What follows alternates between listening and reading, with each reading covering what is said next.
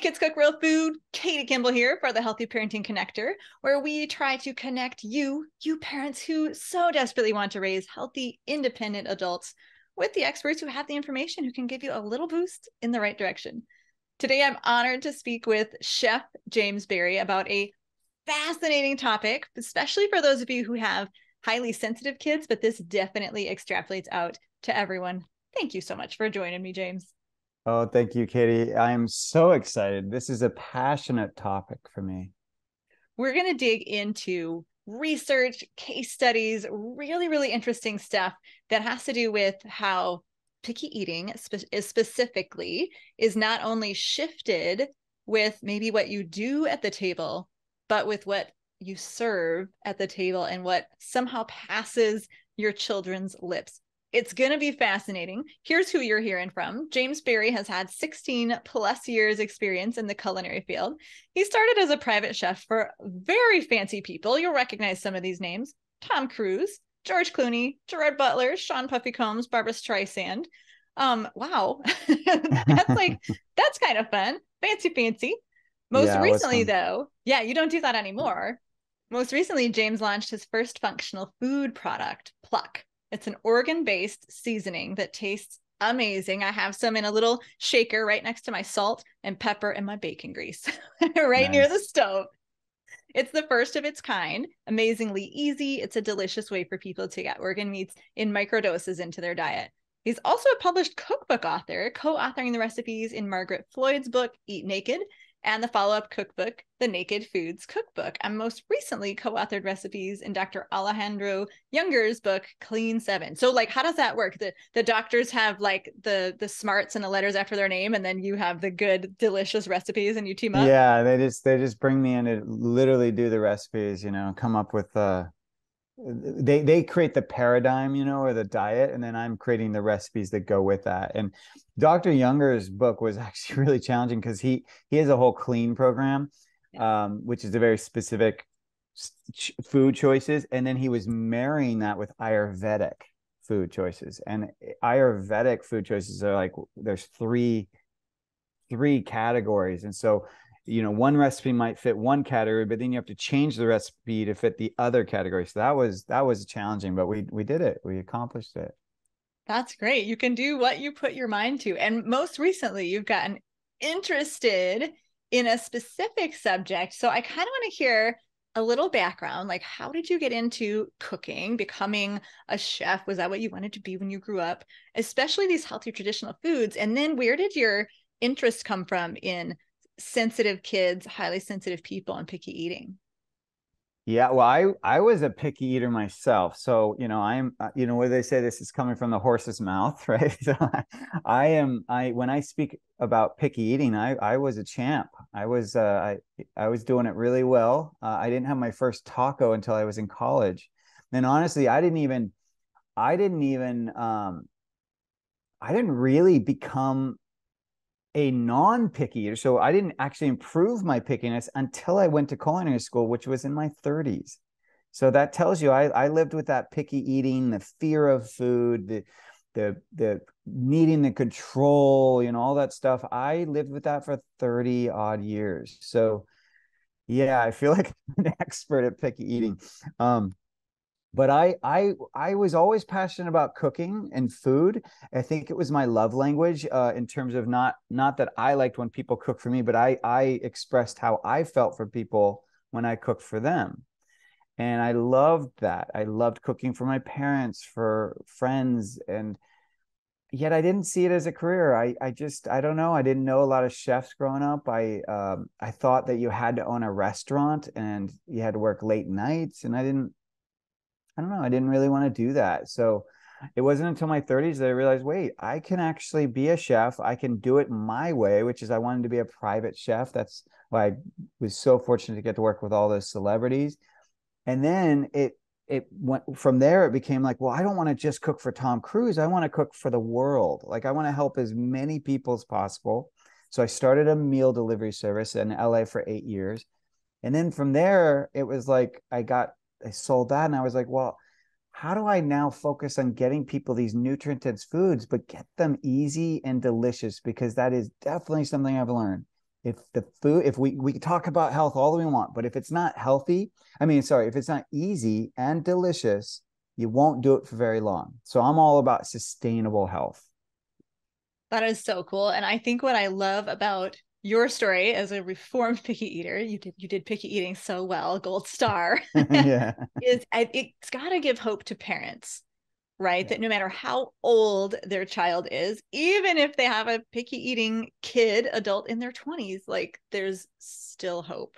There's still hope for the palate to shift, which is kind of what we're talking about today. And I'm curious though, I kind of want to start at the beginning. Like, there are definitely more kids who are picky eaters, labeled as picky eaters, struggling to have a good relationship with food in this day and age than, let's say, probably even a decade ago, but for sure a few decades ago.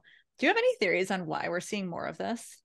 Oh, I mean, yeah, it's interesting. Because that is kind of the topic, right? Whenever there's they start measuring, like, more people are getting cancer now. Like, the question becomes, well, did people have the cancer back in the day, and we just didn't know it because we didn't measure it, and now we're measuring it, so now we're seeing more people have it, or which came first, chicken or the egg? And so I do think that we are more sensitive and more aware of things. Like you talk to a dyslexic parents who had, or a person who had dyslexia, they had it way back in the day, but no one diagnosed it, right? So are we diagnosing things more often? Are we kind of being more aware of tactile foods and flavors, and kind of becoming sensitive to all that stuff? I would say we are. But the bigger question is, like, why are so many kids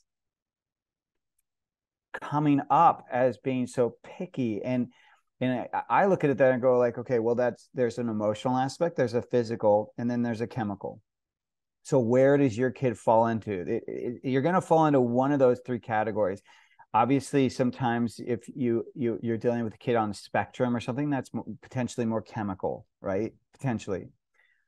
But if, for a lot of us as parents, a lot of it is physical or it's behavioral, right? I mean, it's because we're not drawing firm lines. We're bringing foods into the household that are supporting these picky eating, this kind of very slanted perspective. So I really do see it as a mix of, like, okay, we have more chronic disease, we have more chronic issues due to the food and the lack of nutrition. And I think our parenting styles have changed. We're a lot more permissive. At least I know I am. I'm a lot more permissive than my parents were. Absolutely. Yeah, and that pendulum swinging, I mean, there's positives and negatives to it, right? Like, there was nothing good about the Clean Plate Club. The parents who said there are starving children in China, you have to eat all your food, right? That is an eating disorder waiting to happen, or at least a disordered relationship with food. So that was good to swing away from that. On the other hand, are we swinging too far? And honestly, I don't put any onus on the parenting, but the culture really supports picky eating. The culture makes it very easy to short order cook, right? There's all these foods marketed just for kids. And so I kind of feel like the culture is promoting allowing kids to have a really limited palate and really limited taste buds, which is so unfortunate. As usual, those of us who want to be healthy have to, like, push against the culture, right? And, like, claw our way to the other side.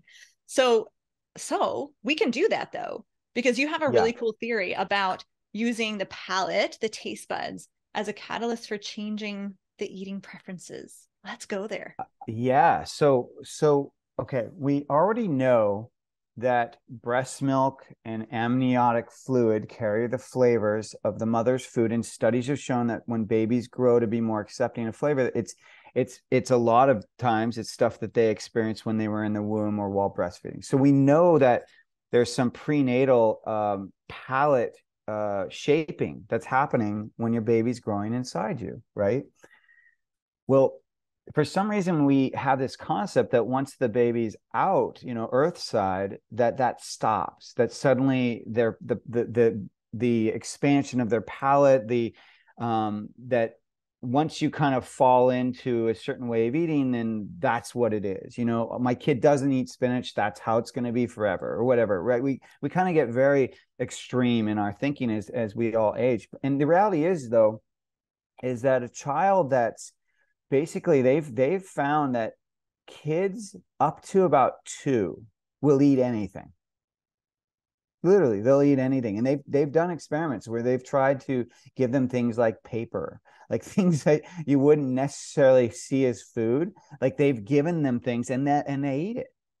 And so there is a certain like point when your child starts to eat solid foods that you really have a nice window of like expand, like really introduce things to them. Don't just give them the same jarred food all the time, because even when you're buying the baby food in the stores, a lot of it has a very central base. So a lot of them have, it's maybe a sweet potato base or an apple base, or there's something that is constant in terms of the flavors. And you'll see these in those like those, they're not juice, but those like those little packs of where it has like apple saucy things, The and you'll pouches. see it has like mango and it has well, not mango, it'll have like pear, but they'll always still have apple in it. You ever notice that? There's always a base, and that's true with most baby food as well.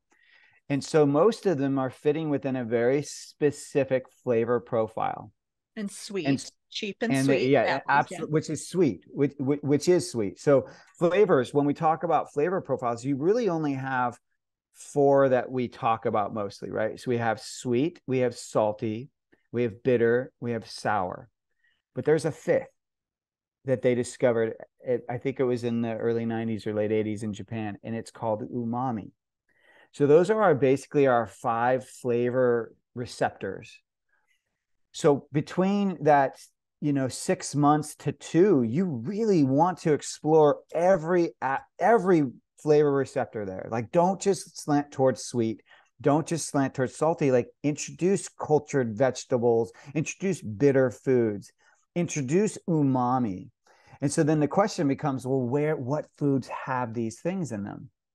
So umami is really, it gets its taste from glutamate, which is an amino acid, which you find is one of the building blocks of protein. So you see umami in a lot of protein. It's in meats, it's in organ meats, which is one of my big pushes.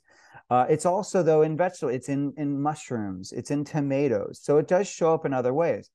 But I find it's mostly pungent and strong in things like organ meats. So introducing some of these things to your child early on. Now, here's where it gets interesting, though, is that basically from that 2-ish age to 10 is where you are now establishing that child's behavior with food. So basically, when your child gets to around 10 or basically around 10 to 12, whatever food habits your culture is kind of introduced and modeling. And I'm saying culture meaning whatever your household is. It's whatever your household is modeling between 2 and 10. You are basically, that's where you're starting to lay down the bricks that are going to kind of establish how that child eats for most of their life until they take charge of their own choices or their own health, like I did when I was in my 30s. But even, I mean, I know many adults. I mean, I'm even thinking of my brother, for example. I mean, he's in his 50s. There's certain foods that he still does not eat, that he didn't eat when he was 8, when he was 6, and he's now in his 50s. So that change that I chose to make was purely because I saw value in that. But most people do not change.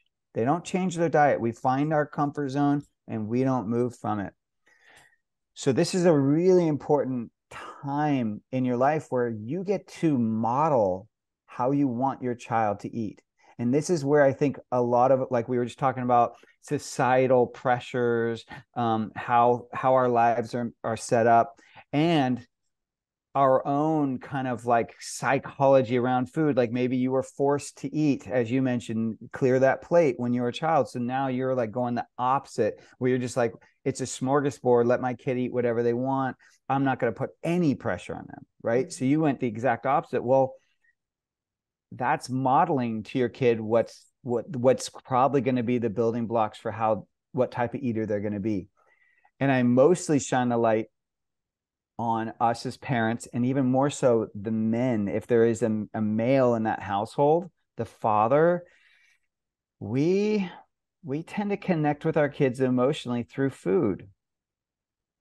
Okay. We do. And men, anyone listening, or even if you're not a male listening, you're the female side of that relationship or something like that, you probably recognize that the dad sometimes comes in and is like, I'm the fun guy, let's go get ice cream, right? So That's we so tend, interesting. Yeah, I'm thinking about like my 8-year-old. Well, my husband really likes the heat. He likes the spicy. And probably, I'm guessing maybe 2 years ago, my 8-year-old was 6, and he would say, "Oh, like I want to try Frank's hot sauce too. I'll be daddy's spicy boy." So yeah, it's like the modeling. Yeah, it really does we happen. model to them, and how are we connecting with them, how are we celebrating them?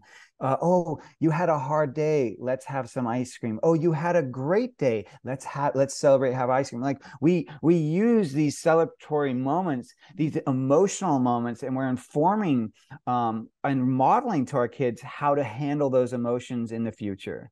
And that's something that's ingrained in society, but you get to choose. It's your household. You get to choose what passes that door, what passes that mouth. That's where you get to take control. But I do think though that the that modeling, like something that I think and I don't want to keep throwing my brother under the bus, but but so I mentioned that I still see him as a I still see some of his picky eating ways that he had as a child. I still see them. Well, I also now see them in his kids. And I'm only using this as an example because I think he never really saw the value in, like, oh, I'm going to actually stifle my own picky eating. I'm going to change my own habits so that I'm not modeling to my kids to follow what I do. I think there's a time and place that you want to model, like, what you want your kids ethically, how, I'm going to be ethical because I want you to, learn to be ethical. But when it comes to picky eating, if I coexist in my household and I'm a picky eater, I am modeling to my kids to become a picky eater. And I think we completely underestimate that. And I know I've diverged from the umami, and I definitely want to go back to the palate, but I just wanted to kind of capture that modeling piece and how that time frame between 2 and 10 is really crucial in establishing those. I like to think of it like the bricks, the things we walk in. We're laying the foundation for how our children are going to coexist in the world without us. I like that you're putting a little pressure on parents, because we do need to hear like, hey, 2 to 10 is important. Like, let's not worry about guilt or shame or whatever if you missed it. But man, if you're in it, use it, right? Like, we need to have that motivation to use it. But you counterbalance that too with the hope. Like, your story in adulthood, you were still able to change. My husband would be right in there too. He added quite a few foods to his diet in his 30s. Same as you though, not because he just decided he wanted to try things, but because he was on his own health journey, and he thought, Right. I should like salmon, or I should like sweet potatoes, so I will try them. And now legitimately enjoys things like sweet potatoes and asparagus that he never ate the first 35 years of his life. So there's hope. There's a little bit of pressure. Quick question on this modeling picky eating.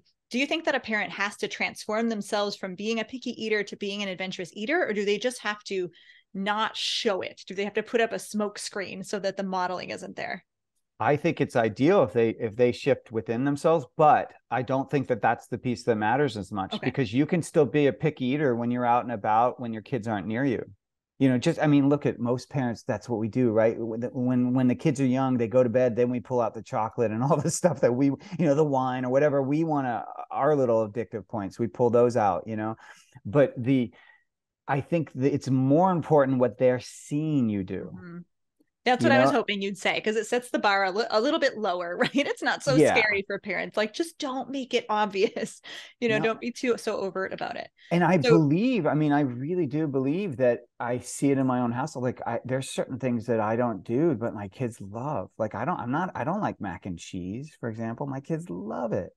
I don't like ketchup. My kids love it. Like, there's certain yes. things, but I never put that on. Like, I never bring it to the household. Like, Mm-hmm. I never talk about it. I don't push my kind of food specifics on them, I still like, I just kind of zip my mouth. Like when they're like, oh, can we have this or that? And it's something that, like mac and cheese, for example, I don't then say, oh, I hate mac and cheese. Like I don't yuck their yum, you know what I mean? Or I don't kind of like introduce a perspective or a judgment, meaning my judgment on that food or that concept into that mealtime or that household kind of ritual. Because if it doesn't, if it, I think that's where we sometimes forget. I mean, I think I see my, I see grandparents do this sometimes where they say, oh, they come into their household and they're like, oh, that, little Sally, she gets shy.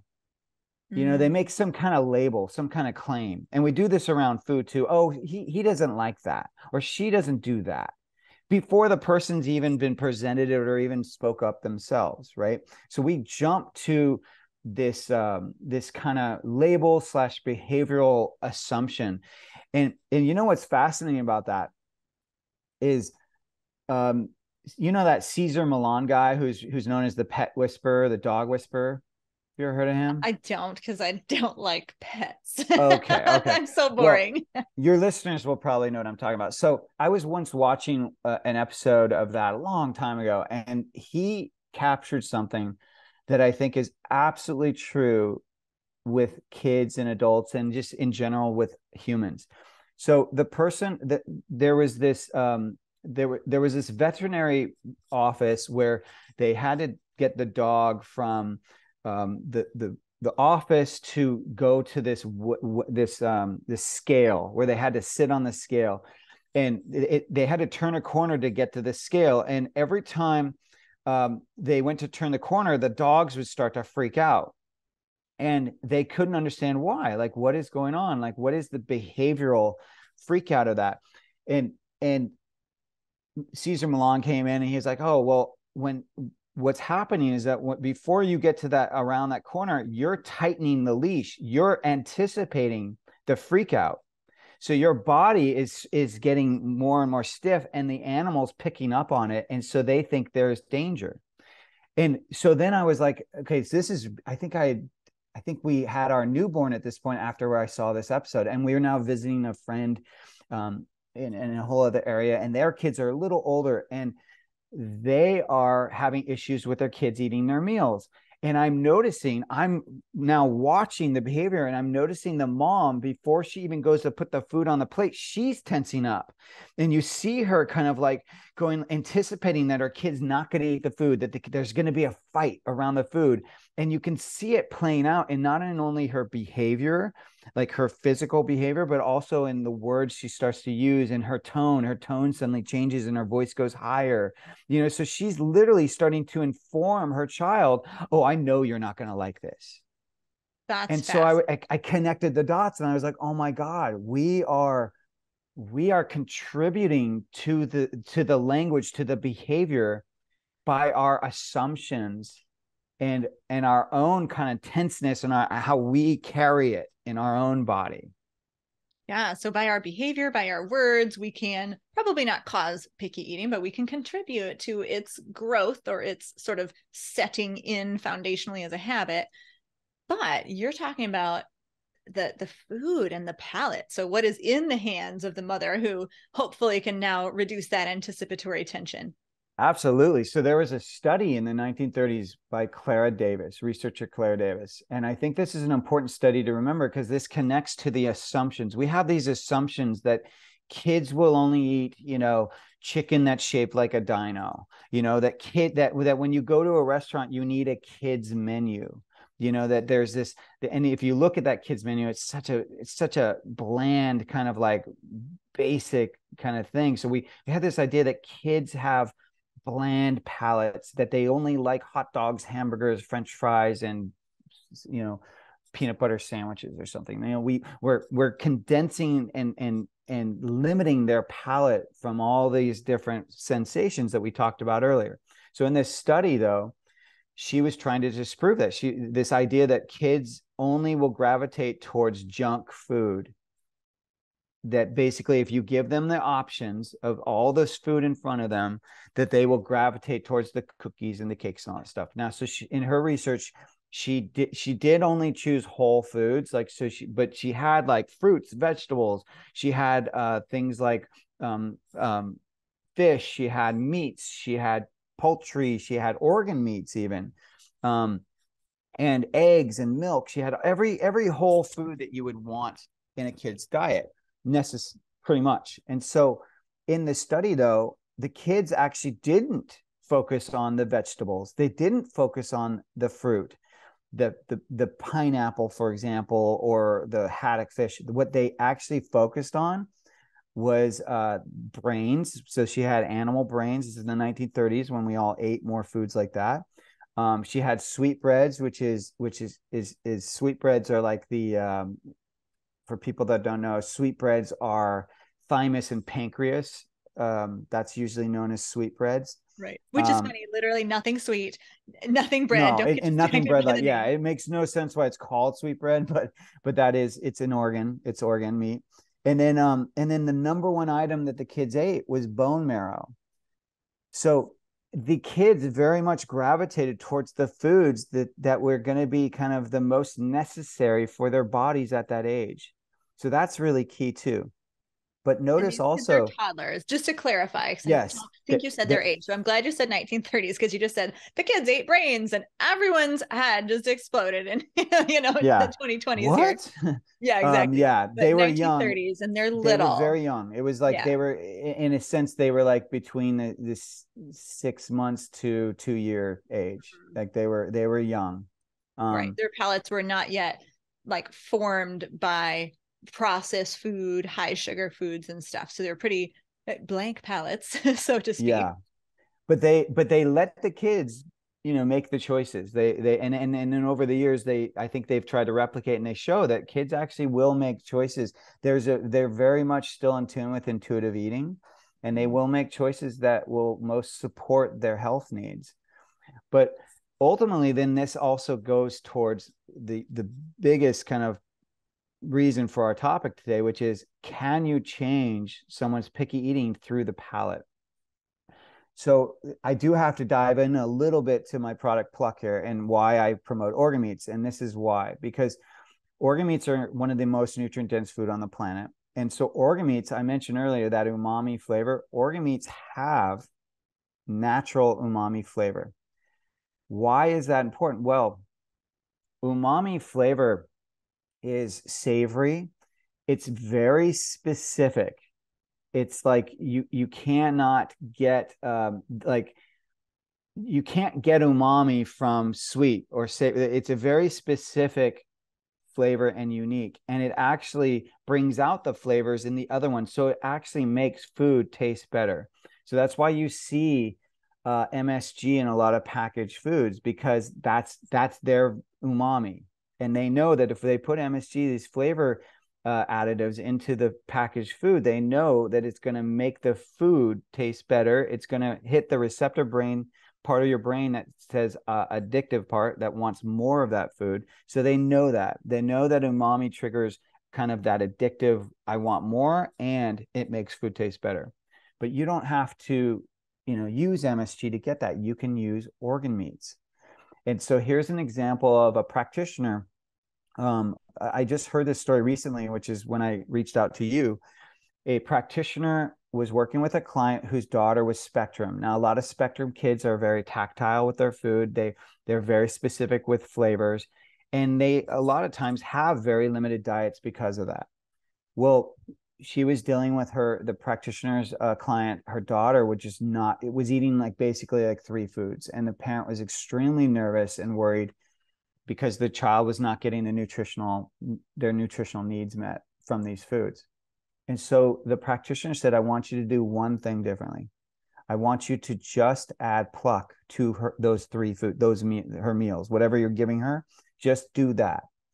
So Pluck has organ meats in it. It's 5 freeze-dried powdered organ meats. It's liver, heart, kidney, spleen, pancreas, and then it's combined with spice and herbs. So what happens is you get a very umami seasoning that has all the organ meat nutrition in it, but it tastes really good because of the spices and herbs in it. It just tastes like any other seasoning. So no one would inherently know like, oh, there's organ meats in this. But what's key is that there is an umami forward flavor. And so this child started getting these umami flavors in her food. The parent then reported back to the practitioner, guess what? My child is starting to eat other foods now. And it's because their palate was now changing to actually welcome in these new flavors.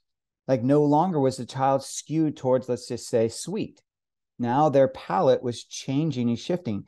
And you can test this on yourself. So something I used to do with clients when we talked about, I private chefed a lot. I used to do with clients was this sugar control detox. And so what I would do for 2 weeks only is I would remove food from their diet. So I would remove alcohol. I would remove desserts. I would remove most fruit so that they're mostly eating just like berries. I would remove starches and carbs. So like pastas, rice. I removed all these things because the rice and the carbs, they were converting into sugar quickly in the person's diet. So I removed all that. I helped to lower their blood sugar basically by removing foods that convert quickly in their blood. In 2 weeks, I saw people go from being on the verge of type 2 diabetes to no longer being on the verge. In 2 weeks, I saw people who were drinking 3 glasses of wine a night to barely being able to finish one. In 2 weeks, I saw people losing weight and their skin clearing up and their chronic health issues going away.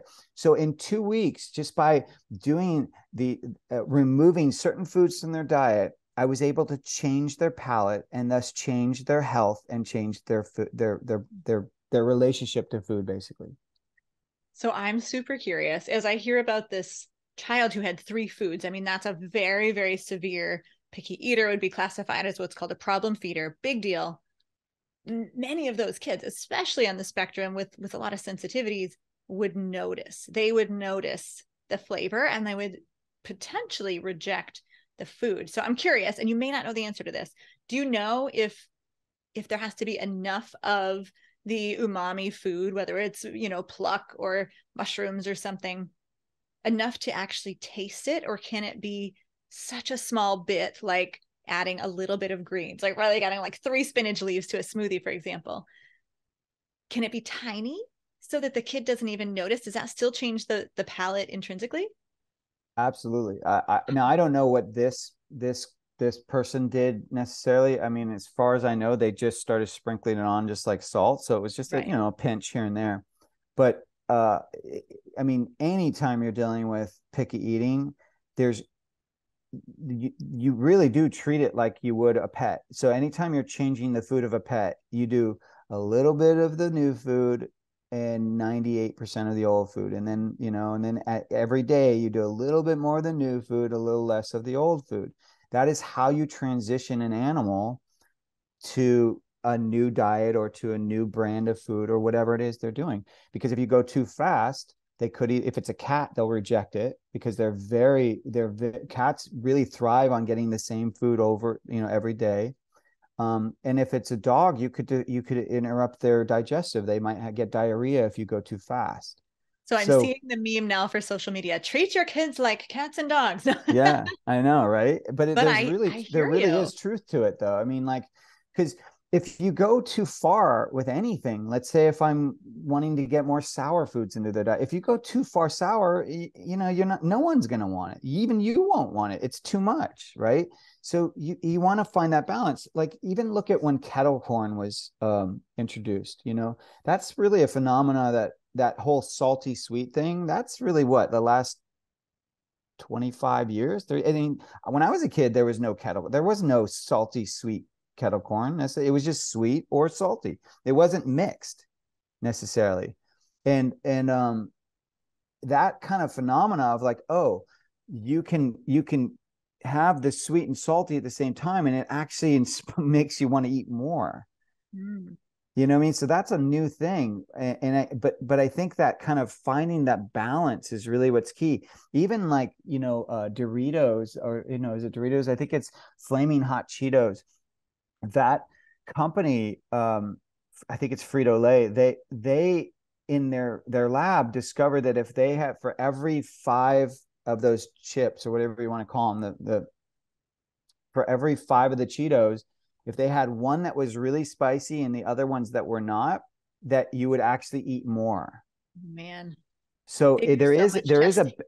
I know, right? So there is a thing about like you want to balance these new flavors or these kind of salty, sweet, any kind of flavor receptor. You don't want to be all in on one, Mm.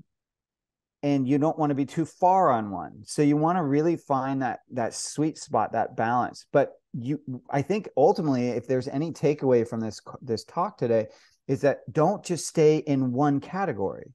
Like really, like macrobiotics talks a lot about like this macro, that style of eating, them macro. When you hear people, there were a lot of restaurants in LA back in the day, like on macro eating, and it was really a balance of like texture, flavor, and then making sure that the plate had a little bit of everything. So it had crunchy on it, but it also had sweet, it had sour, it just had it hit all the different tastes and it hit all the different textures as well. And some kids, of course, like those separate on their plate. Some people love them combined at the same time, right? Just like we're talking about kettle corn or salted caramel. Like it's some people's cup of tea, and other people are like, give me my salty foods on one day, one serving and my sweet foods in a next. I would never mix them. So really a lot of variety.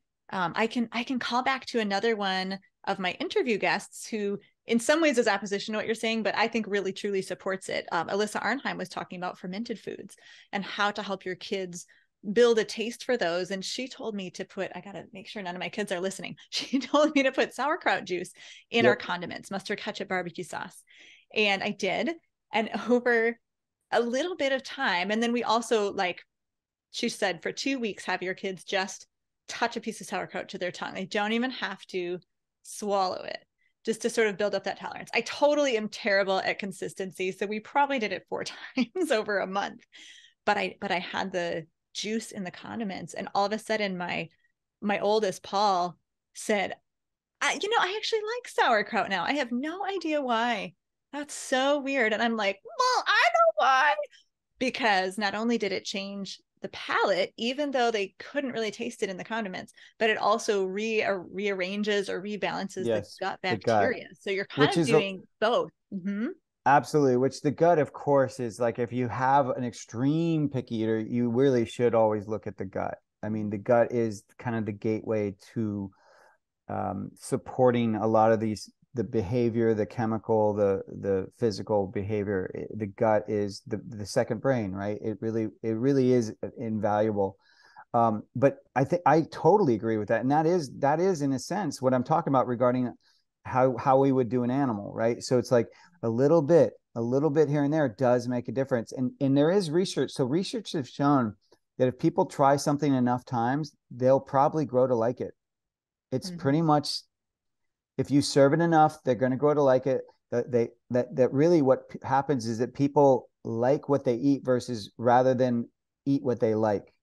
And that's a really important distinction, is that for those parents out there that are like, oh, my kid is only going to eat, this sweet thing. It's like, well, no, if you want them to eat something different, then just give it to them enough where that's the most dominant thing you're always giving them, and they will eventually like it. I mean, that's amazing. I know we're getting toward the end of our time, so I want to ask two more questions. One as a chef and one kind of wrapping things up. So, as a chef, what would you tell parents about cooking if their kids show even a little interest in being in the kitchen? Do you have any inspirational words? Absolutely. So that is, I mean, there's so many different angles you can go in on picky eating.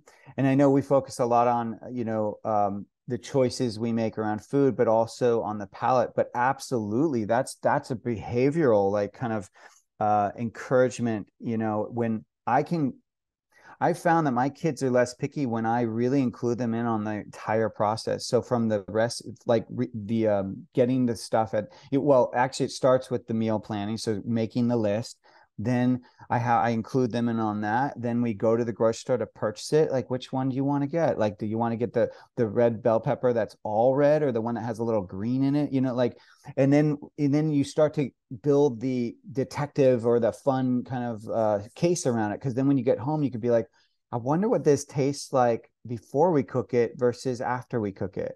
You want to try with me? You want to see? And then I guarantee they will. Because now they're in control. They're part of they're getting to hang with you. So now you're connecting not around desserts and things like that, but you're connecting on like a they're getting your full attention. That's a lot of times that's what the kids want. They just want our full attention, right? They don't want us also on a, watching a TV or on a screen halfway, or not looking at them straight. And so they're fully immersed with you, which is, I think, at the heart of what most kids want with their parents. And I think when they get our full attention, that sometimes, particularly if you're including them in on that process of cooking, that you'll find a lot of the behavioral issues or the kind of standoffs or the like, oh, no, I'm not going to do it, like that tantrums, that stuff just goes away. Mm. It's such a Because multidimensional approach. You're really, when you're including kids in all those parts of the cooking process, you're using the science, the research that you just talked about, that if people try things enough, they'll eventually grow to like it, because all those exposures, picking things up in the grocery store, coming home, washing them, that's all like a physiological exposure that helps to further their closeness to that food. But also the parenting, the behavioral approach, the psychological approach, the emotional approach, that you're creating attachment and you're creating ownership for them in the meal. Like, it's all of the things, so multidimensional. And of so good, course, that I'm glad that ownership. happens in the kitchen. Yeah. The ownership is so huge. My youngest daughter, like, you should see her face because we always do some kind of thanks or gratitude, when we go to sit down for the meal. Thank you to whoever made it. Thank you, for us to even have this, kind of almost like a prayer, or anything like that, to kind of just start the meal off with gratitude. But when inevitably, I usually do most of the cooking, and so usually people will say, in my family, they'll say, "Oh, thank you, Dad, for making this," and then I get to say, "Oh, but Sasha helped make it today too," and you should just see her face. And then everyone says, "Thank you, Sasha, for helping to make our meal today." So it's just like, she's so proud, she's so happy, and I see that she wants it. It's almost like that that ownership is not just around the process of eating, but it's also directly related to the meal, meaning that they want to finish that meal because it's theirs, it's their meal. So Mm-hmm. then the picky, you don't have as much of a issue around, why didn't you finish your food or clean that plate or whatever. You don't even, it doesn't even come up because they Yeah, want to do it. It's their choice. totally. And how old is Sasha? 6. 6. So 6-year-old, that's what it looks like. I will tell you, with my 14-year-old Leah, it still is very similar, right? Like, she will make us a whole meal. She'll try, just last night, she tried a brand new recipe of chicken breast wrapped in bacon in the air fryer. I think partly because she gets to choose foods she knows she Yeah, likes. she's gonna want, yeah. Yeah. And then she gets the accolades from the family. Like, she is motivated to spend time in the kitchen. So it still works. It works at 6. It's still really important at 14. Heck, if I get gratitude and thanks, I'm a lot happier walking into the kitchen the next day at age 42 here. It still works for us too. So let's Totally, let's totally. kind of tie a bow on this and boil down to, if you want parents to sort of walk away with a few nuggets, like, what are our facts we must remember about our kids? What's the hope and encouragement? And what's the one action step you think parents should take after this, really not a nutrient dense, but an information dense interview? Yeah. I think, oh gosh, I know we went so many places, but I think ultimately it's, don't, like, remember that food, picky eating is not just behavioral, it's not just emotional, that it actually can tie in to the palate, and that you can, that's sometimes your way in and your way out of picky eating. So the key is then tapping into those foods that are not of the same taste receptor that you're primarily already eating. So if you're primarily eating mostly sweet foods, then your goal as the parent is to try to introduce other flavors to that food. And as you introduce those flavors, don't feel like you have to go all in or nothing. It's not all or nothing. Like a little bit can change. And something like whether it's pluck or an umami seasoning really can help, because what it can do, or like sauerkraut juice is going to tap the sour, right? So that works beautifully too. So anything that is gonna tap those other receptors that you can start to slowly introduce to the foods that they're already eating is gonna really make the difference. And eventually you're gonna find, just like, and I think your story is so beautiful, is just by adding a little bit of that kraut juice to the condiments. Now your kids are they're now taking ownership and saying, I do want to try crap, like, or I do want to do this. And now suddenly it's, instead of you pushing it, it's their choice. Mm-hmm. Which is great because the fact ties with the action step and creates the hope. And Katie being the practical one, let's point out that we're not asking you to make a really big change, right? Pluck is just something you purchase and you incorporate into your regular routine that you already have. You're not having to find a new recipe. You're not having to go buy liver and figure out how to prepare it. Oh my goodness, right? Right. Sauerkraut, buy it at Costco. Like you don't have to add a massive item to your to-do list. This is just a to slightly shift list. Yeah. And And that's so it much more really, doable. like, and I guess to boil it down, it's like, let's honor the subtle movements. Let's Mm. honor the little subtle things and not throw them out and think that every action has to be grandiose. It really doesn't. It's not all or nothing. Even like, for example, like, so let's just say you do go to Costco and you buy that big thing of kraut, and you guys have never eaten kraut before. Well, here's a tip where you can add it, like Katie said, you can add the juice to things, but here's a tip on where it's gonna really like just come alive, is you can mix it in like coleslaw, for example. So like, if you're having like barbecued meat, and you have coleslaw, just mix a little bit of the actual cultured veg into it, because they have a similar look. So there's that. But here's where it really like takes off, is add it to your taco night as a topping. Like, some people put pickled onions on their tacos. This is very similar. It's like, it adds such a dynamic flavor to it. And then, when you're doing tacos, you can put cheese over that and all that. It doesn't have to be the thing that's on top. Just put a tiny, tiny bit right over, on one of the layers of the taco, and then cover that with the thing that their kid loves. You know what I mean? Whatever it is. And I promise you, they won't notice, because they'll get all the other flavors, but it will start to introduce that sour flavor receptor to their food. And you can, of course, you can do that with pluck as well. I mean, pluck is just a seasoning, and it's like, you can sprinkle it just like salt, pepper, so that you could add to the meat of the taco, or you could add that even over the greens, whatever you want. No one will know. I guarantee it. They won't know, but yet you'll start to shift their palate so that it's now moving away from whatever row that they're in, whatever. You're going to move them to a more expansive, adventurous palate, basically. So good, so practical, so powerful, so palatable, if I can say that terrible pun. But really, like, that's an action step. We have tacos every single Wednesday, or nachos. My kids do serve themselves, so I don't think, I don't advocate for hiding necessarily, but they might have to know it's there. We might have to take like a family sauerkraut bite. Let's see what happens if you put the tiniest piece in your pile. Can you taste it? Well, do My you daughter ever, will, but let me ask you this then, for your talking about, because your kids are older. So do you, for particularly anyone whose kid is putting together their own meal, do you ever do those blends? So let's say if you're using ground beef, do you use those blends that have organs in them? Have you ever had those? yeah, we haven't used pluck or liver or organ based seasoning blends in our tacos. I usually add that to eggs, green beans, asparagus, stuff that I'm kind of salt and peppering anyway. But we do have a little non-traditional taco meat, because we do half ground beef and half lentils. So Oh, it's a little bit, lentils. Okay. my kids are already a little bit off of the mainstream there.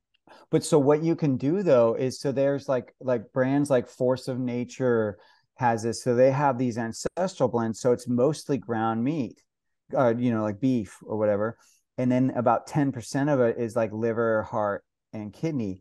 And what's really cool about those blends is for the for the parent that's like making spaghetti sauce with ground meat, or who's making the taco, you can use those blends. I mean, you could technically do this with pluck too, but I'm just saying, if you want to, if you don't want to add a seasoning and you just want to have it the ground meat, they won't know, because it's not enough to really change the flavor, particularly when you're already putting some kind of salsa or something over it anyway. So it just adding those ancestral blends is such a great way, because now you are getting the umami, and it's not much, but it's enough that you'll start to see changes. Yeah, I can totally echo and confirm that kids can't taste it. Back when I had a little more time on my hands, and I would buy, liver or heart from the farm, thaw it out, grind it up, cook it, and then yes, you add like a little ice cube or two. I'd freeze it in ice cube trays, add a little ice cube or two to any pound of ground beef in things that are highly seasoned, right? Not Right. the little sketchy in something just like a burger. If you have highly sensitive kids, most kids wouldn't notice, most adults wouldn't notice, but I'm thinking specifically like chili, like you mentioned, spaghetti sauce, as long as it's all mixed in with the sauce, and tacos, because there's enough seasoning to Yeah, kind of and mask that. Yeah. it's all about the ratio. So if you have Yeah. a pound of meat, even a tablespoon of, like you said, a little, like if you have 2 pounds of meat, then one of those ice cubes of the mixed liver, no one will notice that. You know what I mean? But if it's half a pound, yeah, they might notice. So it's all of the ratio. But what's great though is that you don't even have to work that hard anymore. The blends already exist out there where they're pre-mixed. See, And that's good to know. I I know didn't you're know like that. this too. It's like we don't have time to make everything, we don't have time necessarily now to do that. And that's why I do love stuff like pluck or like force of nature, any of those kind of blends where it's already done for you. Super cool. All right, we're all going to do this. And then we're going to ping Chef James Berry on Instagram or Facebook or whatever, showing him this was my meal. Here's how I incorporated this, or here's how I got my kids to do the detective work and the fun science of cooking with me.